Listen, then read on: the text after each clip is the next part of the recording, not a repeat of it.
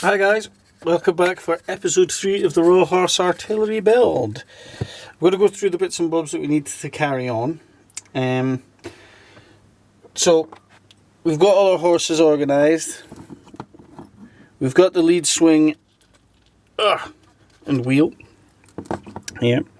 We know where they're all going to go, so you can have a little look at them, double check that you're all in the right places, and then have a look and just thinking on about where things are going to lie on the board, just to get a feel for where we're going. Alright, so we kind of know where things are going, we know what's kind of happening. It just saves just to dry fit a few bits as you go, just so you don't make a mistake later once the super glue is in the picture. So let's go through the bits and bobs that we need to do it. Most important, I suppose you could say, is the MDF base, and this is 250mm by 70. So 25 centimeters by 70 there. We wouldn't go much bigger than that because it can get a bit warpy if you go much bigger than that, so that's fine. I cut this myself, but I'm going to be actually getting things cut for me in future by a chap that I've come across on through a friend of a friend called Vital Ground Creative, an MDF cutter. He's going to be doing mine, so feel free to hit him up if you'd like a Royal Horse Artillery limber base. I'm sure he can sort you out if you don't have the space, time and tools to cut your own. Okay, so you need that. Next thing you'll be making a texture is that, which is again another Pound Shop product. It seems like I'm sponsored by the Pound Shop, but it's basically just a grab adhesive, no more nails kind of thing. It's just cheap, nasty, but good texture. And then to colour that, I have just got a test pot from B&Q, which is just a brown, just to save wasting good quality brown on the to mix in with the hardest nails. That is really white, like dentist type white, so you want to dull that, just because you're dealing with painted horses, so you don't want to be doing much. You'll do some painting, but not a huge amount, because you want it all to be kind of one coat, if you like. So get them in. So you'll need a wee tub. That's a huge tub on the screen there, but it's just a wee tub, and a wee mixer to mix those together. And I also, well, a bit of super glue for sticking them down. That's just for speed as well. It keeps us going. And I actually have this little thing, which is a little oil painter's kind of palette knife, which I use for getting in amongst the horse's legs, etc. But I mean, you could just use a lolly stick. That would probably be fine as well. So, first thing you need to do, let's get that out of the road. We'll need to link together our horses. And it's just the way I do it. I go driven horses first, so we can get the limber in position and double check where all that goes. Okay, so forward. We can keep adjusting. I just like to keep checking, just so that we know. You could mark it, but just for the sake of this, we'll just bash on. Okay, so we're going to link these together, hopefully. So we'll get a wee bit of glue in that bit. So right in there and in there. You could get tweezers for this. It would probably be a hell of a lot easier than faffing like this. But I don't have any to hand, so I'm just going to use my big fat fingies. See if I can get it in with that. I know it's not very good on the screen, but anyway, get them in. Ooh. Link. Now, we'll attach the wheel. Now I can get him. There he is. Get these in here. It's a faff, but I can't think of another way to do it. So we'll get that in there. Bingo. Pop it in there. Now, it's also something else that I only thought about after it, was the fact that way I'm building this one, the chains are actually slack. So obviously these horses aren't actually moving.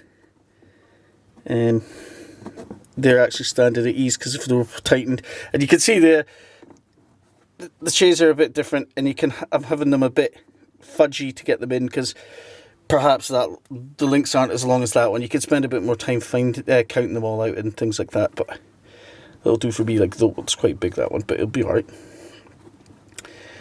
It'll be alright. So hit them like that, and then we'll check where the limber's going and the piece again. Oh, let's just clamp that one out. Like that.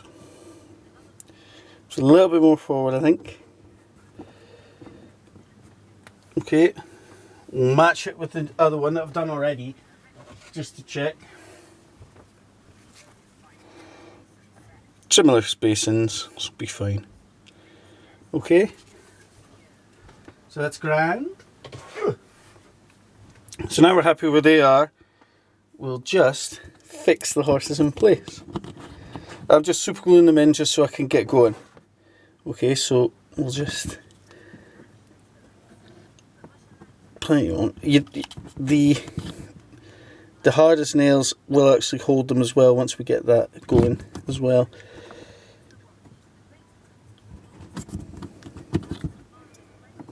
Get that on there. Okay. So we'll see if they've got a grip. Should do. It's not as good. I don't really like this brush on glue as much as regular glue that you can absolutely gloop on loads. But it'll do for just now. That's all that was kind of in Tesco's. That wasn't £1 million, like £7 for a Gorilla Glue. Bloody hell. So anyway, that's same on there anyway. So we'll give that a little minute to dry off, and then we'll mix our gloop up. Pop them just over here just now. So for our gloop, we get the hardest nails. Add that to the tub. Add in some brown. We'll just mix that up. Mix that up. I've added some into this one already. That's quite creamy, but that's okay, because we're gonna. It's just to take that white off. That's all we really need to do, which is a bit of a pig once you get it on. So we've got that on there. Let's check these horses. Yeah, they're all right. So we've got our horses there, and then we'll just add our stuff on. Get that away onto there. So we'll put this on.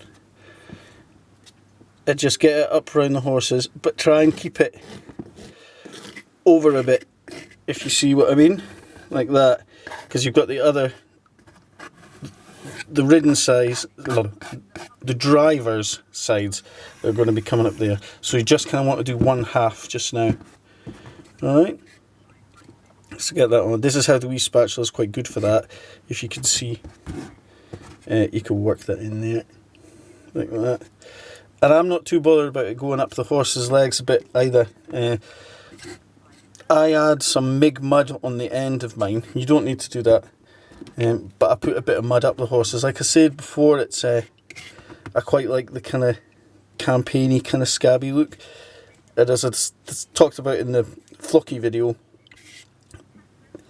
the mud looks good, but you can over egg that mud, and it can look a bit naff. But in this instance, when I'm actually doing mine on a road, so it's actually all right to have a muddy road. It's loads of accounts of folks saying that once Cav came, I mean, these guns are heavy, you know, they turned what were already crap roads into absolute junk roads.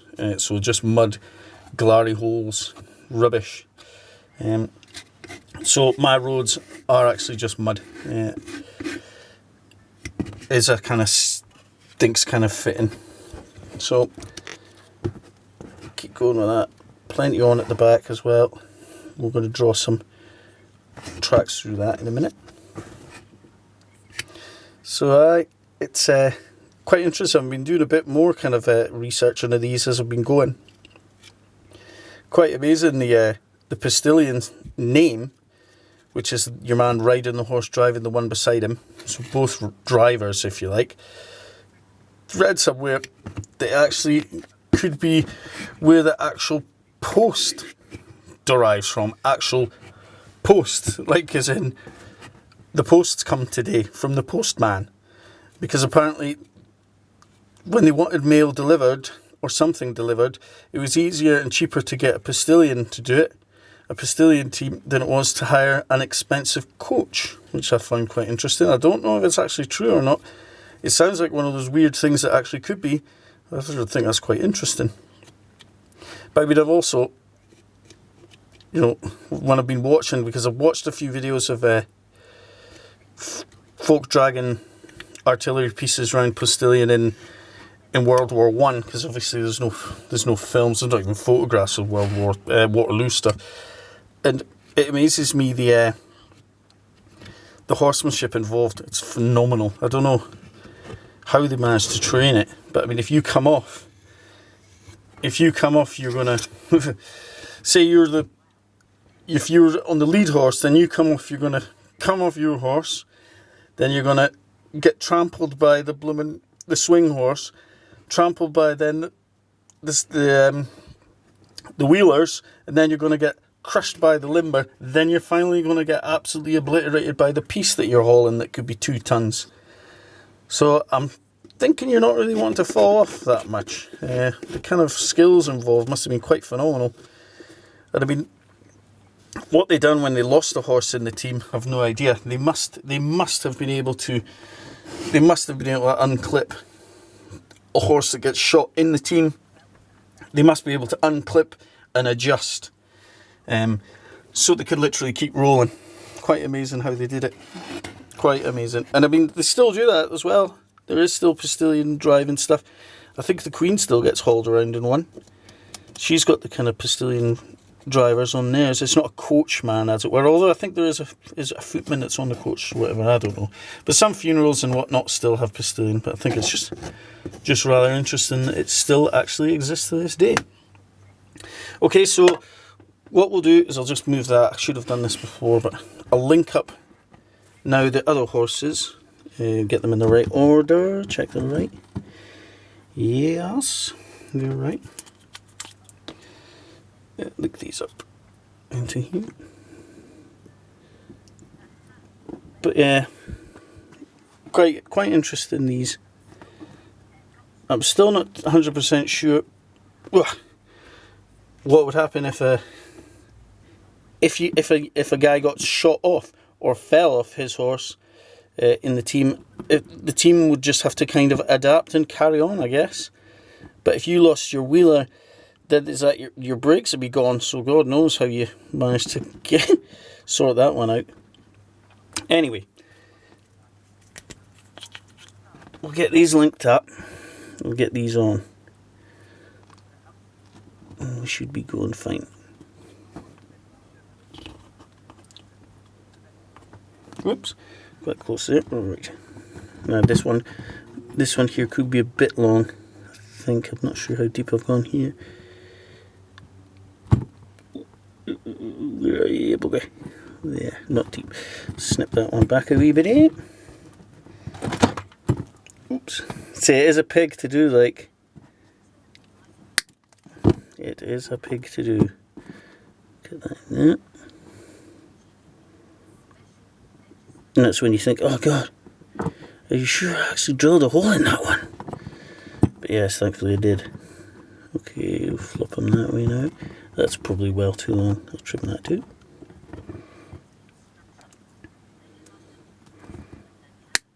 Oops, in you go. There, bingo. So there we go. That's those done. So they're linked. Drag that up onto the flat. It is worth saying as well at this point, actually, that you actually have to drill a hole in the drill 2 holes in the limber itself, actually, point of fact. It's just something that I should have done in the last vid, showing you anyway, but it's easy enough to do as long as you have a small enough drill bit. It goes in alright. I'll show you where to do that. I'll pop these on and I'll go back and show you that in a minute. Pop them on anywhere that you think. Okay. Whoops. So our limb mat has 2 holes drilled there and there, and that's just for this wheel horse to go into. Alright, so we'll bang a bit of glue onto that and bang that in and all.